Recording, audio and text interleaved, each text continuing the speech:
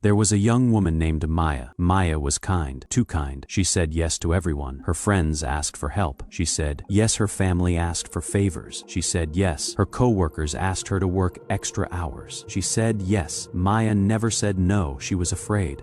Afraid people would be angry. Afraid they would leave her. Afraid they would think she was selfish. So she carried everyone's problems. She carried their weight. She carried their needs. One evening, Maya sat alone in her apartment. She felt so tired. Her body was tired. Her mind was tired. Her heart was tired. She looked at her phone, 20 messages, all asking for something. Her friend needed a ride. Her sister needed money. Her coworker needed help with the project. She felt empty inside. She had given so much, but she had nothing left for herself. She looked at her hands. They were shaking. She realized something. She was disappearing, piece by piece, day by day. The next morning, Maya's mother called. She said, "Maya, can you come help me clean the house today?" Maya opened her mouth to say yes, but something stopped her, a small voice inside. It said, "You are tired. You need rest." Maya took a deep breath. She said, "Mom, I can't. Today, I need to rest." There was silence. Long silence. Maya's heart was beating fast. She felt scared.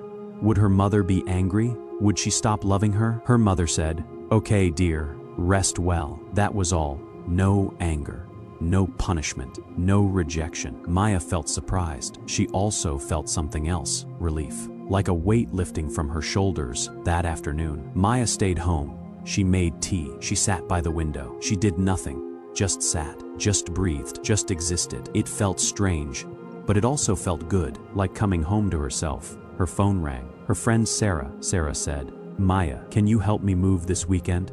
I need someone strong." Maya paused.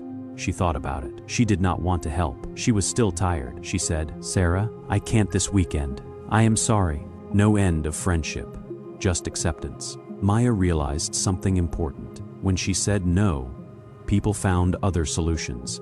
They did not fall apart. They did not stop loving her. They simply moved on. Over the next weeks, Maya practiced saying no, small no's, simple no's. "I can't tonight.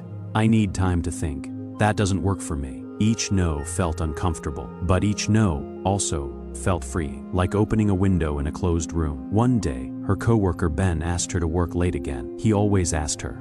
He knew she would say yes. Maya looked at him. She said, "No, Ben, I have plans tonight." She did not have plans. Her plan was to rest, but rest was a plan. Ben looked surprised. He said, "Oh, okay, I'll figure it out." And he did. He figured it out.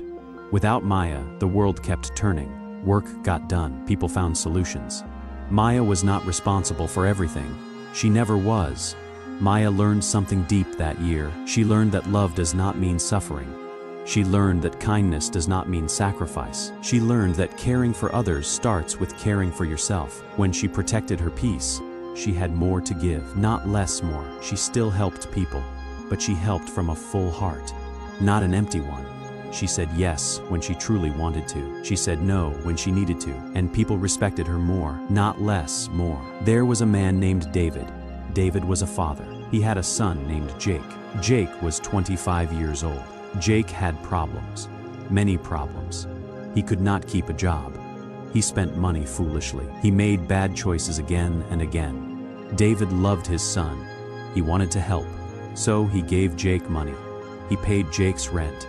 He fixed Jake's mistakes. He stayed awake at night, worrying about Jake's future, worrying about what would happen to him. David's wife, Maria, said, "You cannot save him. He must save himself." But David could not stop. He felt responsible. He felt guilty, he thought. "If I don't help, what kind of father am I?" One day, Jake called. He said, "Dad, I need money. I lost my job again. I can't pay rent." David felt heavy. So heavy. He had given Jake money last month, and the month before, and the month before that. Nothing changed. Jake kept falling. David kept catching him. David said, "Jake, I will pay your rent this time." But Jake said, "Thanks, Dad. I promise I'll change." But David knew Jake would not change. Not yet. Not while someone kept saving him. That night, David could not sleep. He felt pain in his chest, tight pain, worry pain. He thought about Jake constantly. What was he doing? Was he okay? Would he be homeless? David, you are suffering. You are suffering for Jake. But your suffering does not help him. It only hurts you. David knew she was right. But knowing did not make it easier. 3 months later, Jake called again. Same problem. No money, no job, no place to stay, he said. Dad, please. Just this once more. David felt the familiar pull, the pull to rescue, the pull to fix, the pull to save. But he also felt something else. Exhaustion, deep exhaustion. He could not do this anymore. His health was failing. His peace was gone. His life had become about Jake's problems. David took a long breath. He said, Jake, I love you, but I cannot give you money anymore. You need to figure this out yourself. Jake became angry. He said, you don't care about me. What kind of father are you? Those words hurt. They hurt so much. David wanted to take it back, wanted to say yes, wanted to fix everything, but he did not. He said, I care about you. That is why I am saying no. He hung up the phone. He sat down. He cried. Maria held him. She said, you did the right thing.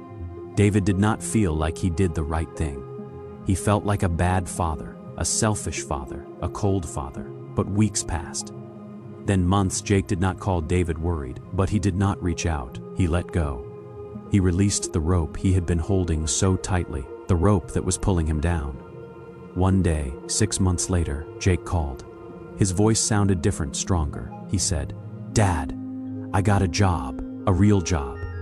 I've been working for 3 months. I have my own place now. Small, but it is mine. David felt tears in his eyes. He said, I am proud of you, son. Jake said, I was angry at you. I thought you abandoned me, but you didn't. You let me grow up. You let me fall, and I learned to stand. David realized something powerful that day. His suffering had not helped Jake. His worry had not protected Jake. His constant rescuing had only delayed Jake's growth. When David let go, Jake finally learned to hold himself. Love does not mean carrying someone's burden forever. Love sometimes means putting the burden down so they can learn to carry it themselves. There was a woman named Lynn.